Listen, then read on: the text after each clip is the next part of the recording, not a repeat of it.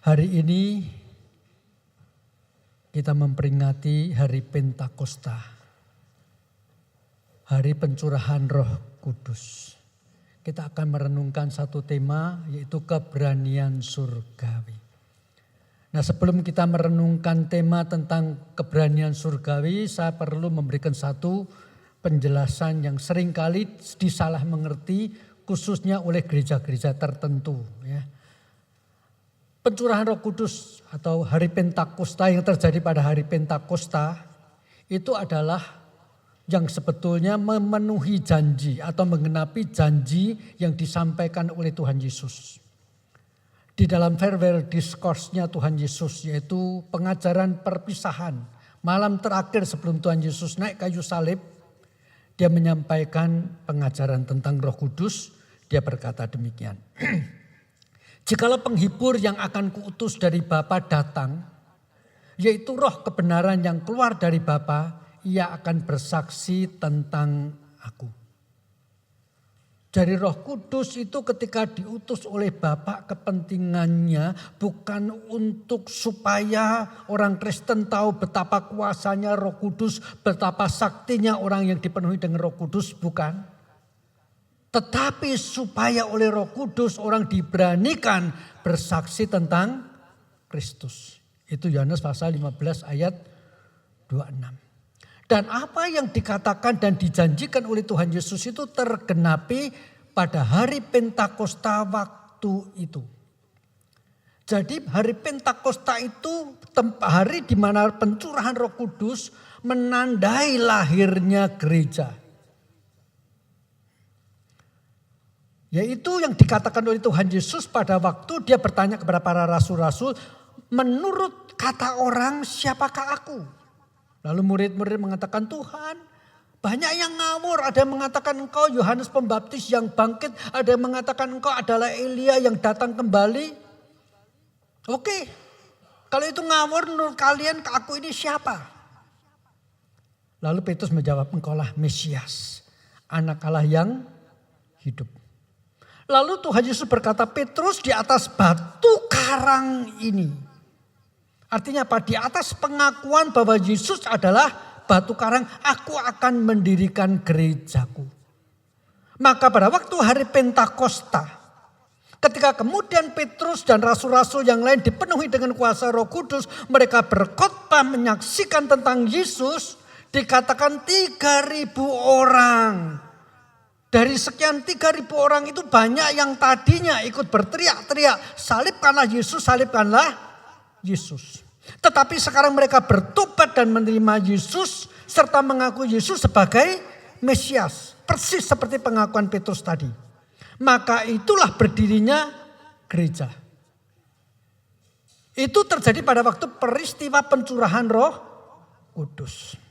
Nah, hari ini kita memperingati Pentakosta. Pencurahan Roh Kudus itu terjadi hanya satu kali, menandai dimulainya era gereja. Mulai dari waktu itu sampai nanti Kristus datang yang kedua kali. Pencurahan Roh Kudus sudah terjadi satu kali. Kita memperingati hari Pentakosta sama seperti kita memperingati hari Natal. Yesus lahirnya ya cuma satu kali. Ketika kita memperingati hari Natal bukan meminta Yesus lahir lagi kan.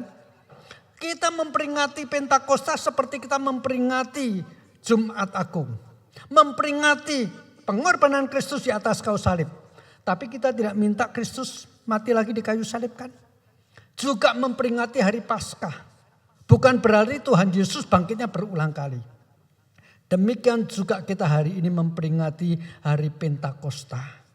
Bukan berarti meminta Roh Kudus dicurahkan lagi. Pentakosta hanya terjadi satu kali. Tetapi yang boleh berulang-ulang adalah orang-orang Kristen yang dipenuhi dengan kuasa Roh Kudus. Itu poinnya. Nah, di dalam pemahaman yang seperti, mari kita sekarang mulai melihat keberanian surgawi. Kita ambil dari perikop Kisah Para Rasul pasal 4. Ayat 23 sampai ayat 31. Demikian bunyi firman Tuhan. Sesudah dilepaskan, Pergilah Petrus dan Yohanes kepada teman-teman mereka. Lalu mereka menceritakan segala sesuatu yang dikatakan imam-imam kepala dan kepada tua-tua kepada mereka. Ketika teman-teman mereka mendengar hal itu, berserulah mereka bersama-sama kepada Allah, katanya, "Ya Tuhan, Engkaulah yang menjadikan langit dan bumi, laut dengan segala isinya. Dan oleh Roh Kudus dengan perantaraan hamba-Mu Daud Bapak kami, Engkau telah berfirman, mengapa rusuh bangsa-bangsa? Mengapa suku-suku bangsa mereka-reka perkara yang sia-sia? Raja-raja dunia bersiap-siap dan pembesar berkumpul untuk melawan Tuhan dan yang diurapinya. Sebab sesungguhnya telah terkumpul di dalam kota ini Herodes dan Pilatus bersama bangsa-bangsa dan suku-suku bangsa Israel melawan Yesus, hamba-Mu yang kudus yang Engkau urapi. Untuk melaksanakan segala sesuatu yang telah Engkau tentukan dari semula oleh kuasa dan kehendak-Mu. Dan sekarang ya Tuhan, lihatlah bagaimana mereka mengancam kami. Dan berikanlah kepada hamba-hamba-Mu keberanian untuk memberitakan firman-Mu. Ulurkanlah tangan-Mu untuk menyembuhkan orang. Dan adakanlah tanda-tanda dan mujizat-mujizat oleh nama Yesus hamba-Mu yang kudus. Dan ketika mereka sedang berdoa, goyanglah tempat mereka berkumpul itu dan mereka semua penuh dengan Roh Kudus. Lalu mereka memberitakan firman Allah dengan berani. Saya perlu ceritakan dulu. Peristiwa mereka ini Petrus dan Yohanes ditangkap kemudian dilepas tetapi dengan satu ancaman tidak boleh memberitakan Yesus. Ya, mengajarkan dalam nama Yesus itu peristiwanya sebetulnya karena apa? Karena setelah mereka dipenuhi Roh Kudus pada hari Pentakosta. Pada hari pencurahan Roh Kudus tadi, mereka yang tadinya ketakutan. Masih ingat? Ketika mereka di Tuhan Yesus disalib, mereka berkumpul, bersembunyi di satu rumah, pintu ditutup, jendela ditutup, ngomongnya bisik-bisik gitu ya. Tetapi Yesus bangkit dan khususnya setelah hari Pentakosta Roh Kudus dicurahkan, mereka itu penuh keberanian. Hari itu mereka tidak lagi bersembunyi. Petrus dan Yohanes pergi ke bait Allah untuk bersembayang. Bukan sembunyi lagi. Nah, di dalam perjalanan menuju ke bait Allah sampai di gerbang yang namanya gerbang Salomo, dia melihat seorang pengemis lumpuh. Tentu minta uang. Tetapi oleh Petrus yang penuh dengan keberanian surgawi, ini dipakai kesempatan untuk melakukan mujizat dan memberitakan tentang Yesus. Maka kepada pengemis yang lumpuh itu Petrus berkata, emas perak ku tak punya. Tetapi dalam nama Yesus aku mengatakan berjalanlah dan berjalanlah. Bangkitlah dan berjalanlah. Emas perak ku tak punya tetapi yang aku punya dalam nama Yesus. Hari ini banyak gereja yang duitnya banyak. Pendetanya punya pesawat pribadi. Tidak cocok sama ayat ini ya. Petrus mengatakan emas dan perak ku tak punya. Kalau menjadi hamba Tuhan itu kaya raya. Yang paling pantas adalah Petrus. Tapi Petrus mengatakan di kantongku tidak ada duit. Nah ketika orang ini kemudian disembuhkan bahkan di tempat itu juga Petrus dan Yohanes mulai mengajarkan dan mengatakan Yesus yang 50 hari yang lalu engkau salibkan dia bangkit. Itu sebabnya dalam nama Yesus mujizat terjadi. Kalau dia masih mati dengan nama orang mati tidak mungkin terjadi mujizat. Dia ditangkap. Tetapi karena yang disembuhkan orang sudah dewasa dan itu bukan dilakukan pada hari Sabat. Majelis agama waktu itu, ahli-ahli Taurat, imam-imam kepala tidak punya alasan untuk menangkap. Maka dilepaskanlah Petrus Dan Yohanes tetapi dengan ancaman jangan lagi mengajar apalagi melakukan mujizat dalam nama Yesus. Keberanian surgawi bukan keberanian membabi buta. Keberanian surgawi adalah keberanian yang penuh dengan hikmat bijaksana. Maka kepada mahkamah agama yang sekitar 50 hari yang lalu dengan kuasanya menyalibkan Yesus, di mahkamah itu waktu itu Petrus ketakutan menyangkal Yesus 3 kali. Ketika sekarang diancam bisa mengalami nasib yang sama. Petrus dengan begitu berani berkata, silahkan kalian putuskan sendiri. Mana yang benar? Takut kepada Allah, taat kepada Allah, atau kepada manusia.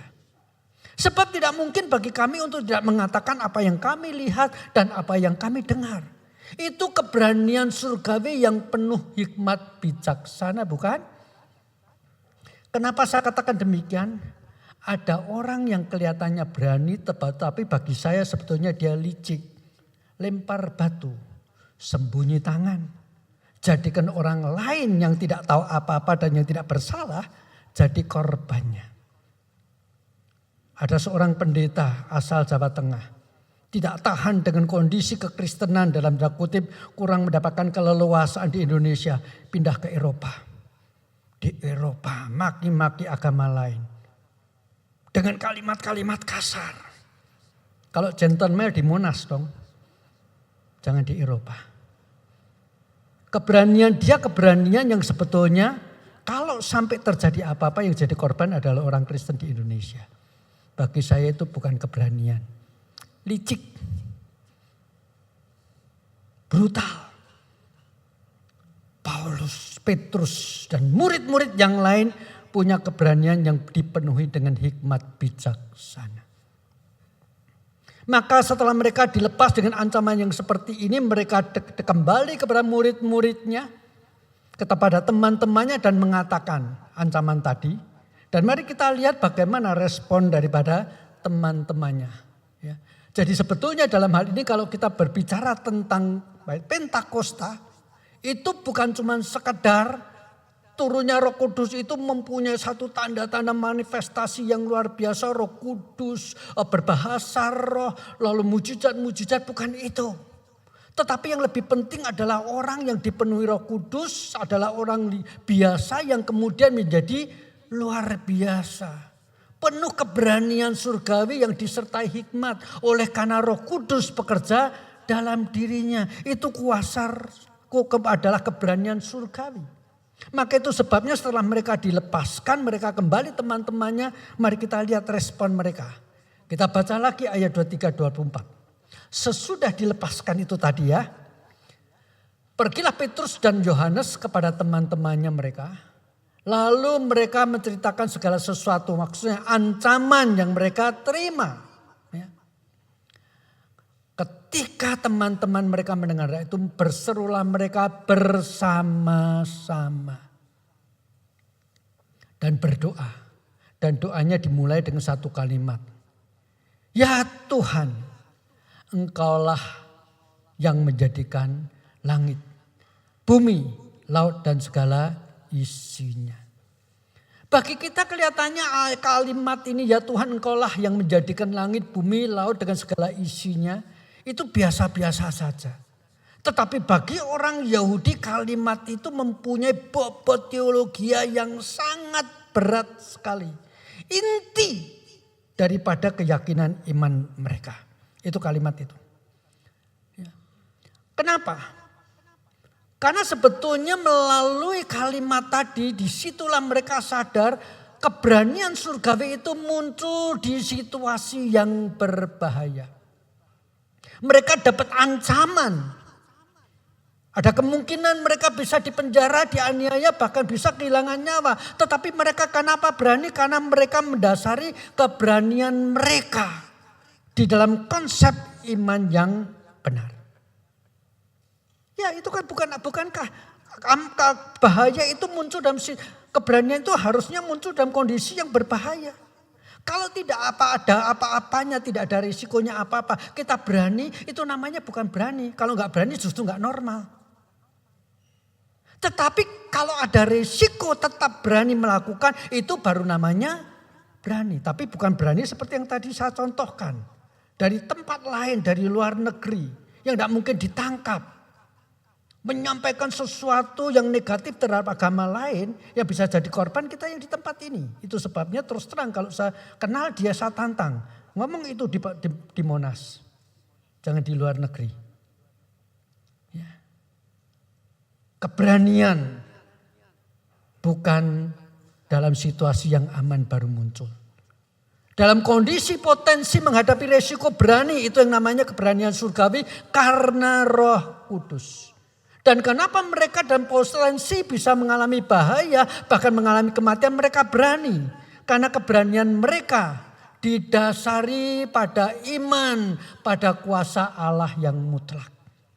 Itu sebabnya tadi dikatakan mereka berdoa dengan satu kalimat yang mungkin bagi kita biasa. Ya Tuhan, Engkaulah yang menjadikan langit dan bumi, laut dengan segala isinya. Itu adalah satu pengakuan iman bahwa Tuhanlah yang berdaulat. Tuhanlah yang memegang sejarah. Tuhanlah yang tidak akan pernah kehilangan kendali atas sejarah yang dirancangkannya. Di atas iman inilah mereka membangun keberanian mereka. Engkaulah Tuhan yang menjadikan langit, bumi, laut dengan segala isinya. Tuhan kami beriman kepada Engkau Allah yang kuasanya absolut. Yang di atasnya tidak ada kuasa yang melampauinya. Itu maksudnya doa mereka. Saya kutip perjanjian lama, saya ceritakan saja. Yunus seorang nabi. Tetapi hari itu dia merasa tidak mau jadi nabi. Karena Tuhan ini memberi perintah yang tidak masuk akal bagi dia. Mosok aku sebagai seorang nabi yang seharusnya menyampaikan firman Tuhan kepada bangsa Israel malah disuruh pergi ke Nineve. Memberitakan Injil kepada orang Nineve. Musuh bebuyutan orang Israel. Yunus tidak mau. Maka daripada pergi ke Nineve, dia naik kapal menuju ke Tarsis. Kota metropolitan, kota perdagangan yang sedang berkembang pada zaman Yunus. Dia pergi ke sana kelihatannya mau menjadi pebisnis. Tetapi di atas kapal, baru saja kapal itu mulai melaut. Tiba-tiba terjadi satu perubahan cuaca yang ekstrim yang pasti bukan karena musimnya. Kalau memang waktu itu musim badai tidak mungkin kapal berlayar, bukan? Jadi dalam kondisi sebetulnya musim berlayar, tiba-tiba terjadi angin badai bahkan yang hampir menenggelamkan kapal yang ditumpangi oleh Yunus. Ketika kemudian dibuang undi kedapatan, yang berdosa adalah Yunus. Ditanya oleh mereka, siapa engkau? Kenapa gara-gara engkau sampai laut seperti ini? Yunus menjawab, aku orang Ibrani. Aku menyembah Allah yang menciptakan bumi, langit, laut dengan segala isinya. Itu kalimat Yunus. Artinya dia mau mengatakan apa? Aku orang Ibrani menyembah Allah yang berkuasa mutlak. Dan aku berusaha melarikan diri, meletakkan jabatan, tetapi kuasa tangannya lebih kuat. Dan aku tidak sanggup lari dari hadapannya, itu artinya. Nah sekarang kalimat itu dikutip oleh rasul-rasul. Ya Tuhan, Engkaulah yang menjadikan langit dan bumi. Engkaulah Allah yang punya kuasa mutlak. Engkaulah Allah yang merancang sejarah, yang mengatur kehidupan pribadi lepas pribadi. Yang tidak pernah kehilangan kendali atas rancangan yang disiapkan. Kita boleh mengingat peristiwa yang dialami oleh Yusuf. Yusuf melalui 2 kali mimpi dia boleh menarik kesimpulan suatu saat dia akan menjadi orang besar. Tetapi antara mimpi dengan realita yang ia alami sangat jauh berbeda. Tidak lama setelah mendapatkan mimpi itu, justru dia dijual menjadi budak, bukan oleh orang lain, bahkan oleh kakak-kakaknya sendiri. Tetapi Yusuf percaya Allah yang berdaulat tidak pernah gagal mengendalikan sejarah yang sudah dirancangkannya. Itu sebabnya ketika saudara-saudara kakak-kakaknya ketakutan, Yusuf berkata, engkau merencanakan yang jahat. Tetapi Allah mengubahnya karena ia punya kendali untuk mendatangkan kebaikan. Untuk menggenapi apa yang sudah dijanjikan Allah kepada Yusuf lewat 2 kali mimpinya.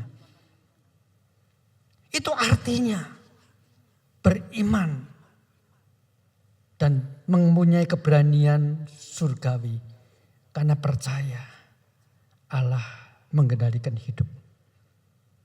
Masihkah hidup kita penuh dengan kekhawatiran hanya karena perang yang jauh di sono di Timur Tengah? Masihkah kita punya ketakutan karena kata dokter begini begitu? Walaupun kata dokter itu benar. Banyak alasan kalau kita mau jujur takut dengan ini, itu dan ini. Tetapi ketika takut, ketika kita cemas, ketika kita khawatir, ketika kita bingung tidak tahu harus bagaimana, kembalilah dengan kalimat yang sederhana ini. Waktu kita ke pantai, lihat lautan kita mikirnya apa? Ada ikan kerapunya enggak ya? Cuman itu yang kita pikir.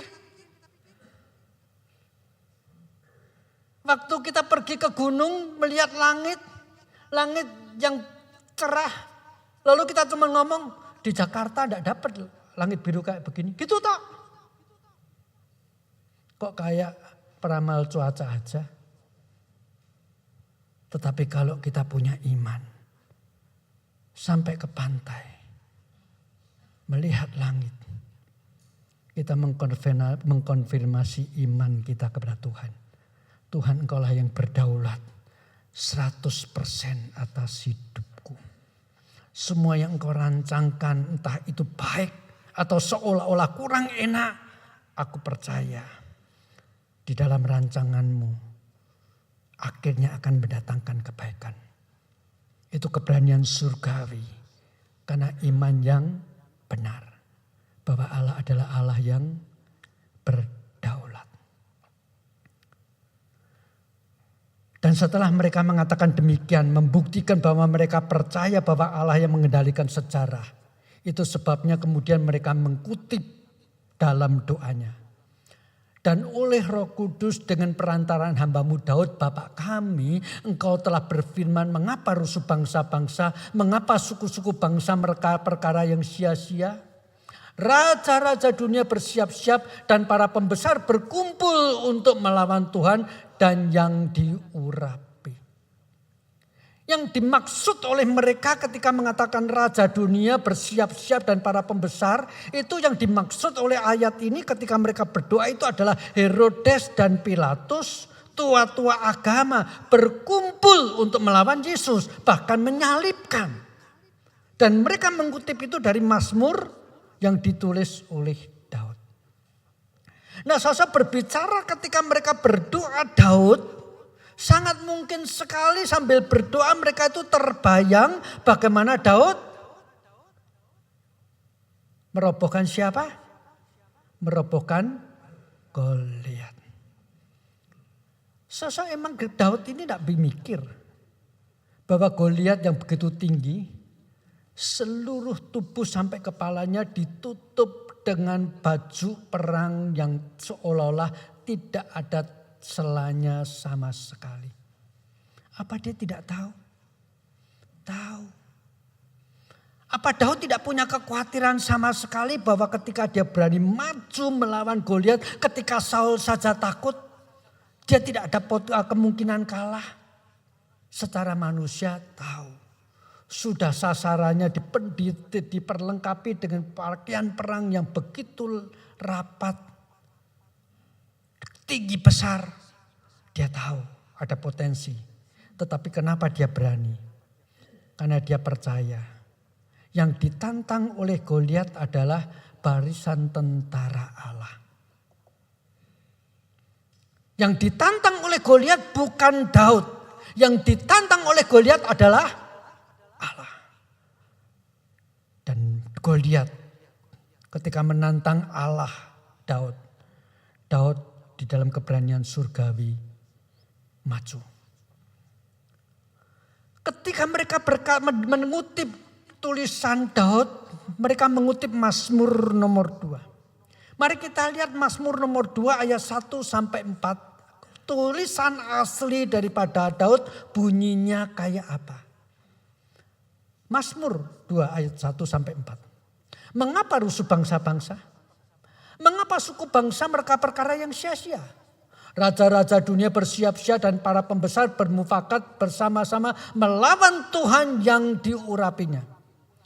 Marilah kita memutuskan belenggu-belenggu mereka dan membuang tali-tali mereka daripada kita. Dia yang bersemayam di surga tertawa. Tuhan mengolok-olok mereka. Tuhan juga punya sense of humor. Melihat raja-raja dunia dalam hal ini kalau kita aplikasikan ketika dikutip oleh murid-murid. Melihat Herodes, Pilatus, imam-imam kepala, orang-orang Yahudi ahli-ahli Taurat bermufakat bersama-sama menyalibkan Kristus. Ayat 4 dikatakan, yang bersemayam di surga, Tuhan tertawa geli. Ini dua sisi yang harus kita lihat. Benar harus kita katakan. Waktu Yesus dipakukan di atas kayu salib, ada semacam keheningan, kesedihan yang luar biasa di surga. Itu sebabnya langit sekitar Bukit Golgota menjadi gelap. Seolah-olah surga tidak mau melihat peristiwa tragis itu. Tapi dari konteks Mazmur nomor 2, peristiwa itu menjadi sebuah yang geli, yang lucu bagi Allah. Saya boleh memberikan ilustrasi seperti ini. Kalau saya ini misalnya seorang peternak ayam. Hari ini saya dapatin ayam saya mati seekor. 2-3 hari kemudian saya dapatin lagi, mati lagi seekor dan bulunya tercerai kemana-mana. Akhirnya saya pasang CCTV, oh ternyata ada seekor musang yang terus-menerus masuk ke kandang ayam saya. Lalu saya mulai pasang jebakan. Malam itu saya melototin CCTV. Lalu saya melihat musang itu masuk lagi ke kandang ayam mendekatin jebakan yang saya pasang. Saya sedih atau tertawa geli? Tertawa geli. Rasain, bentar lagi kamu mati.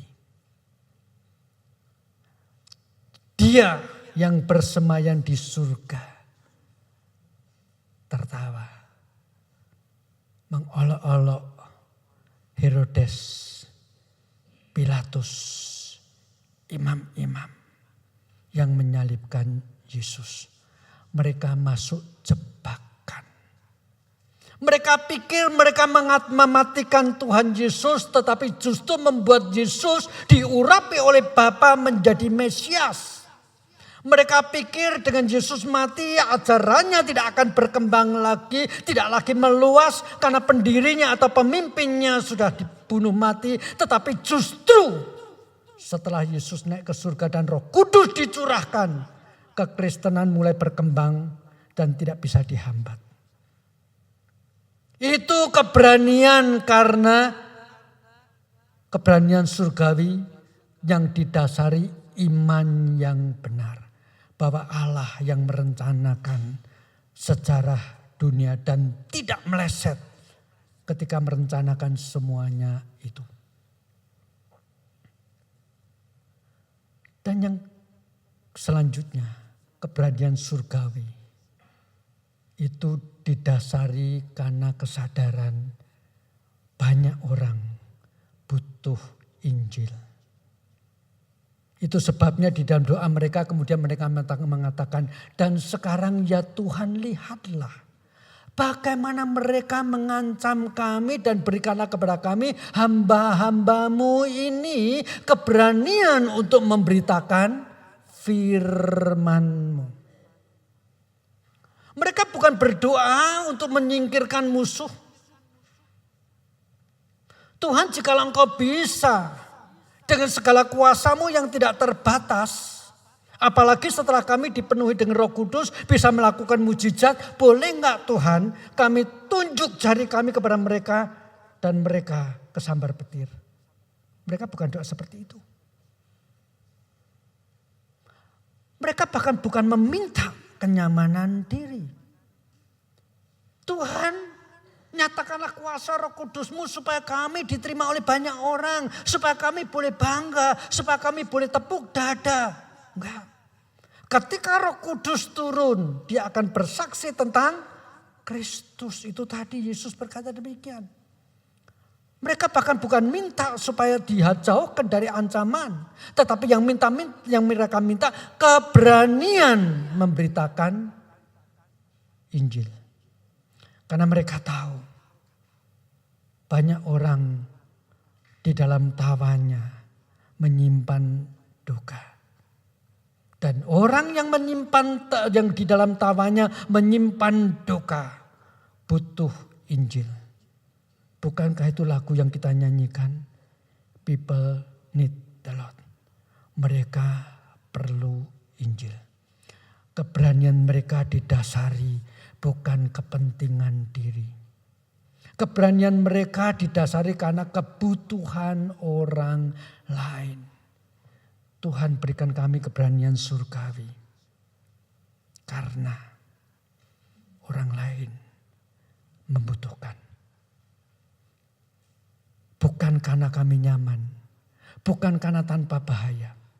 Itu sebabnya di dalam keberanian surgawi seperti ini, bukankah sekian tahun kemudian satu persatu murid-murid Yesus bukan meninggal di dalam kekayaan yang limpah ruah. Tapi meninggal dalam tanda kutip secara tragis menjadi martir. Ada yang martir di Alexandria, ada yang martir di kota Roma, tapi satu persatu martir. Dari 12 rasul hanya satu yang mati pada usia tua dalam kondisi yang relatif boleh dikatakan wajar.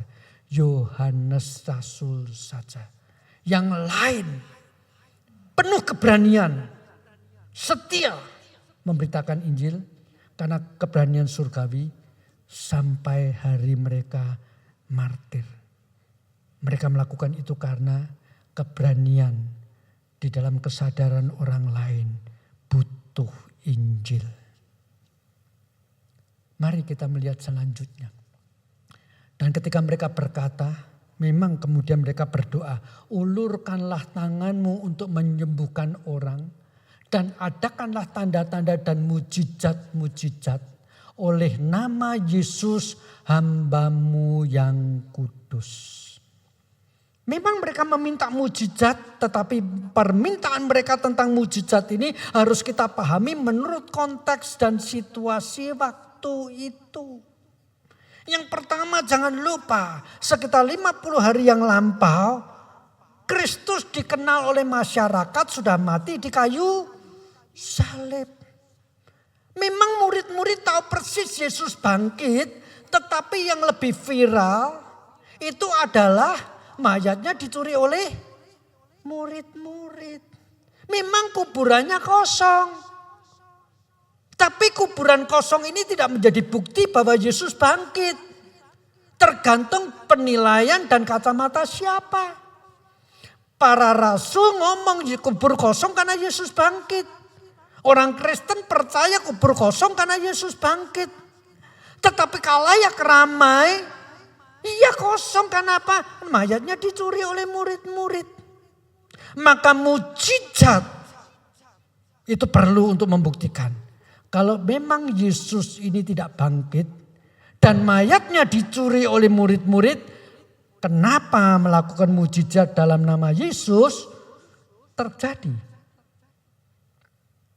Kalau memang Yesus ini pembohong, pengajar sesat dan sudah mati, kenapa mujizat terjadi?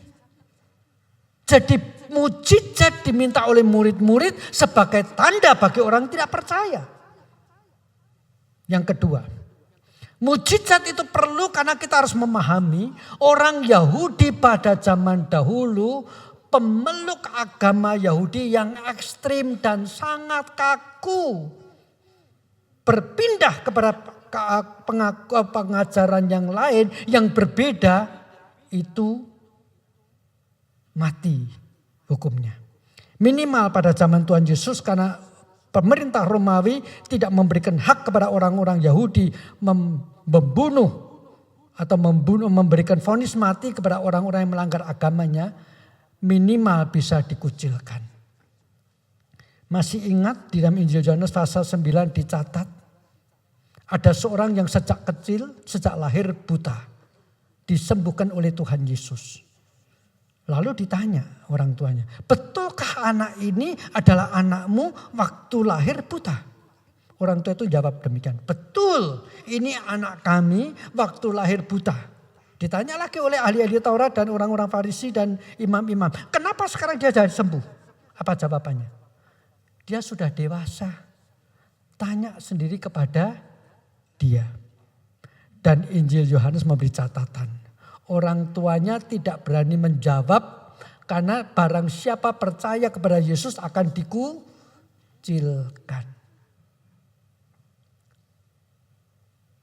Bagi orang Yahudi yang sejak perjanjian lama percaya Allah yang memanggil Abraham, yang kemudian memakai Musa membebaskan mereka dari perbudakan Mesir, yang kemudian lewat nabi-nabi menubuatkan mereka bangsa Israel ketika berdosa akan mengalami pembuangan. Tetapi 70 tahun kemudian kembali lagi.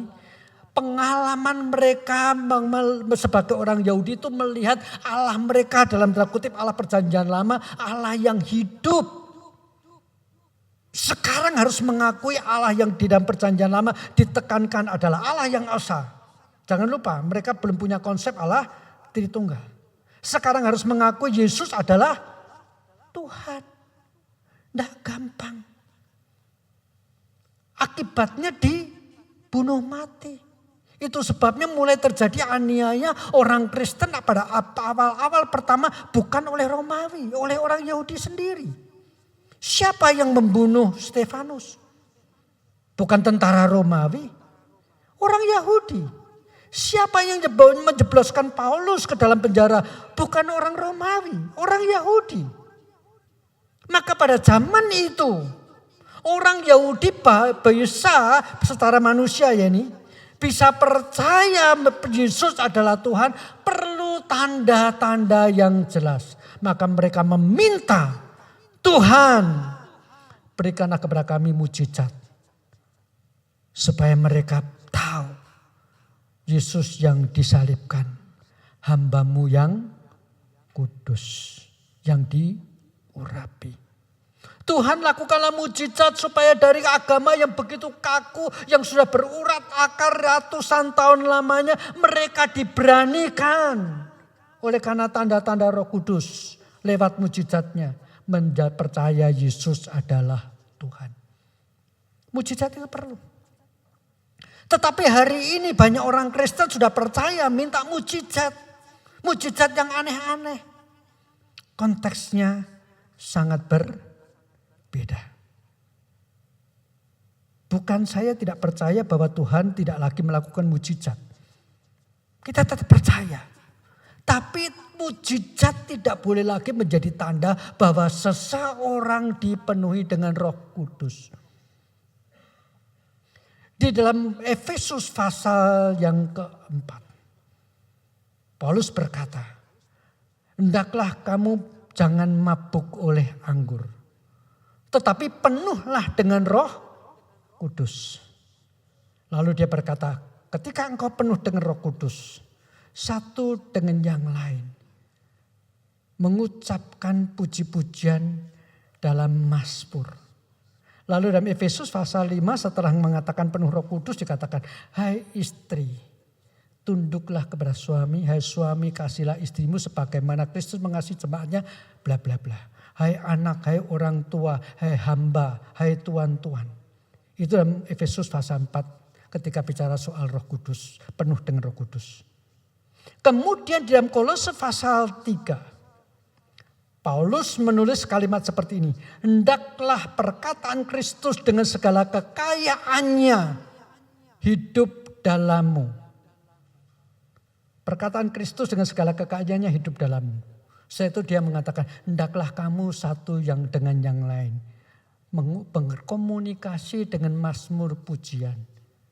Hai istri, tunduklah kepada suami. Hai suami, hai anak, hai orang tua, bla bla bla. Bicara hal yang sama. Mari sekarang kita pakai logika matematika yang paling sederhana. A, penuh dengan Roh Kudus. B, hai istri, hai suami, hai anak, hai orang tua, bla bla bla. Itu B-nya. Sekarang C, hendaklah perkataan Kristus dengan segala kekayaannya hidup dalam engkau. C sama dengan B lagi. Hai suami, hai istri, hai anak, hai orang tua. A sama dengan B. C sama dengan B. Artinya A sama dengan C. Betul? Bingung nanti coret-coret ya. Itu matematika SMP 1. Jadi kalau begitu apa itu penuh dengan Roh Kudus? Penuh dengan Roh Kudus memperbandingkan Efesus pasal 4 dan Kolose pasal 3. Penuh dengan Roh Kudus artinya hendaklah perkataan Kristus dengan segala kekayaannya diam di dalam kamu. Saudara, pada waktu Tuhan Yesus di dalam farewell discourse, pengajaran perpisahan pada malam terakhir, kali pertama Tuhan Yesus bicara soal Roh Kudus, bicara soal ketaatan akan firman. Injil Yohanes pasal 14 ayat 15. Jikalau kamu mengasihi aku, kamu akan menuruti segala perintahku. Aku akan memberikan kepadamu satu penolong yang lain, yaitu Roh Kudus. Sama sekali tidak bicara soal mujizat. Bukan saya mengatakan mujizat tidak ada. Tetapi hari ini di tengah-tengah orang percaya Roh Kudus memimpin kita supaya mentaati firman. Memberikan keberanian surgawi untuk memberitakan Injil. Karena orang banyak membutuhkan Injil. Bukan mujizat bagi kepentingan diri. Itu doa mereka. Dan setelah mereka berdoa seperti ini, mari kita lihat ayat yang terakhir. Ketika mereka sedang berdoa, goyanglah tempat mereka berkumpul. Dan mereka semua penuh dengan Roh Kudus, lalu mereka memberitakan firman Allah dengan berani. Dikatakan goyanglah tempat mereka berkumpul. Saya ketika saya membaca bagian ini, saya langsung teringat kepada kisah para rasul pasal 16. Waktu itu Paulus dan Silas ditangkap, dipasung kakinya, dijebloskan ke dalam ruang bawah tanah. Tapi tengah malam mereka menyanyi memuji Tuhan dan berdoa dan dikatakan terjadi gempa. Nah, apakah pasal ayat 31 ini kata goyang ini adalah gempa? Saya percaya bukan.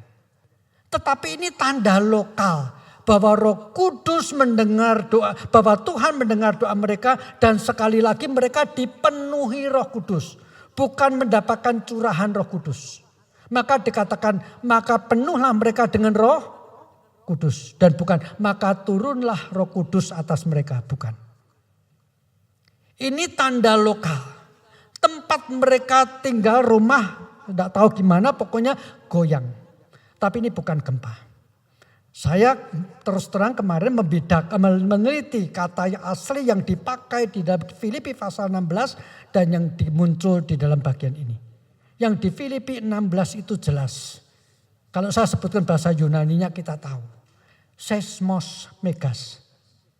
Seismos sekarang diserap menjadi seismografi. Ya. Alat untuk mengukur gempa. Megas jadi mega. Kalau mega besar, kalau maga tidak besar sih. Kalah sama China sekarang. Ya kan?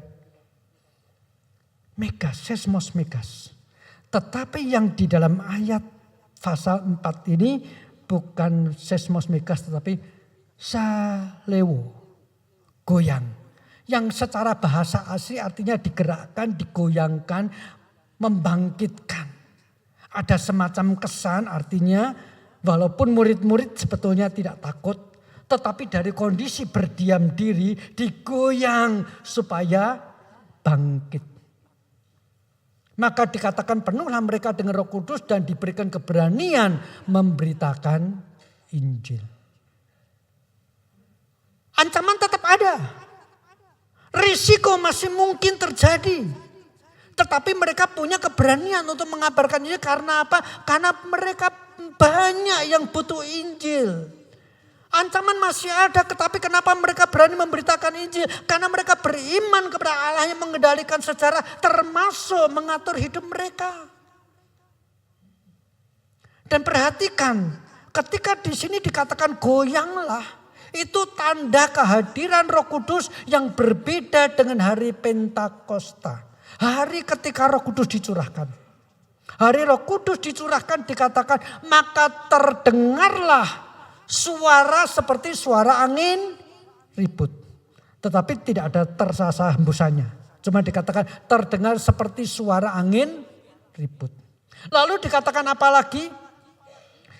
Turunlah lidah-lidah api dan hinggap di atas kepala murid-murid para rasul. Tetapi tidak membakar rambut mereka. Karena tidak dikatakan kemudian satu persatu para rasul batak rambutnya. Tidak. Itu mirip seperti ketika Tuhan menampakkan diri kepada Musa. Semak terbakar tetapi tidak terhanguskan. Tandanya beda. Tetapi intinya yang mau dikatakan apa, mereka seperti punya kuasa. Seperti kuasa angin ribut yang bisa membuat apapun jadi terbang. Punya kuasa seperti api yang membakar. Tetapi ini cuma simbol. Dan inilah otoritas daripada Roh Kudus untuk memanifestasikan kehadirannya. Waktu Yesus dibaptis, turun dalam wujud seperti burung merpati. Itu hak mutlak Allah mau menyatakan kehadirannya lewat apa. Dan sekarang lewat apa? Tempat mereka berkumpul mengalami goyang. Bukan gempa, itu sebabnya tidak disebutkan ada dampak kerusakan. Di dalam Filipi dikatakan rantai-rantai yang mengikut mereka jadi terputus. Pasung-pasung terlepas, bahkan pintu penjara rusak sehingga napi bisa kabur. Tapi tidak ada satupun yang kabur. Filipi pasal 16 betul-betul gempa. Gempa besar, ada dampak kerusakannya. Maka termasuk kepala penjara cepat-cepat dari rumahnya lari ke penjara untuk ngecek. Ada enggak napi yang lari? Artinya apa? Di rumah kepala penjara juga dirasakan gempa. Tapi ini hanya tanda lokal. Intinya hari ini kita gereja tidak boleh mengatakan, kamu sudah penuh Roh Kudus belum? Ada tandanya enggak? Oh tandanya harus berbahasa roh. Oh tandanya harus ini. Oh tandanya harus muntah-muntah. Oh tandanya harus ketika didoakan kamu terjatuh. Atas otoritas apa? Harus mengatakan ada tanda. Dalam waktu yang relatif tidak terlalu jauh. Antara hari Pentakosta dan hari ini. Ketika Roh Kudus menyatakan kehadirannya. Tandanya berbeda. Jadi kita harus berdasarkan kebenaran firman Tuhan. Untuk mengerti iman kita juga secara benar. Yang pasti. Roh Kudus memenuhi seseorang. Di dalam dirinya ada keberanian surgawi. Dan akhirnya kalau saya mau menutup. Ketika Petrus waktu belum penuh dengan Roh Kudus. Ditanya 3 kali dia menyangkal bahkan sambil memaki-maki dan bersumpah serapah. Hari itu dia dipenjara. Besok akan dipenggal kepalanya. orang Tionghoa, bahkan mungkin sampai sekarang bukan cuma orang Tionghoa, di Indonesia mungkin juga kalau ada napi yang besok mau dieksekusi ditanyain, apa permintaanmu yang terakhir, pengen makan apa, gitu kan ya. Kalau saya besok mau dieksekusi, mau makan bubur, mau makan mie goreng, mau makan apa, rasanya sama saja. Ketir kayak makan pasir, kira-kira gitu kan ya. Semalam suntuk mungkin tidak bisa tidur. Benar. Kalau besok saya pagi-pagi mau pergi ke Surabaya atau apalagi ke luar negeri waktu ke Cungko, semalam suntuk tidak bisa tidur. Takut terlambat. Pasang alarm. Alarm belum bunyi sudah bangun.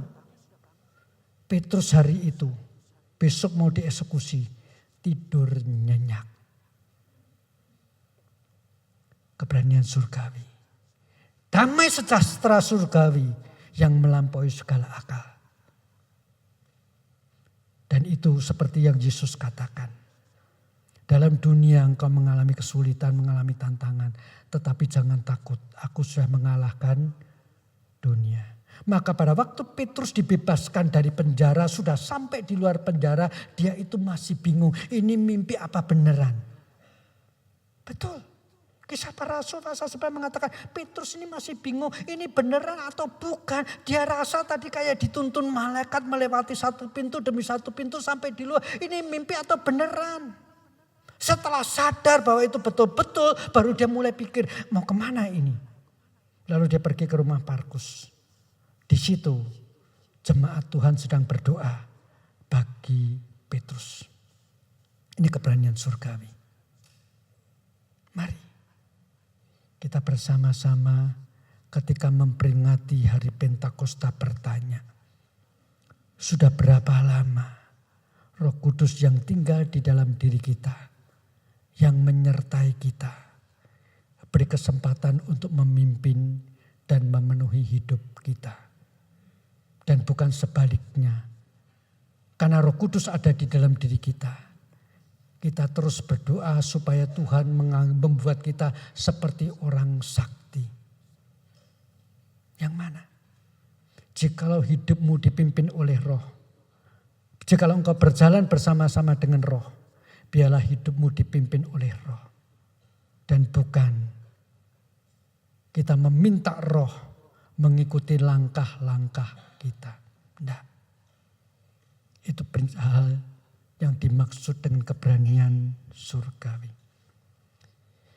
Mari kita bersama-sama masuk di dalam doa.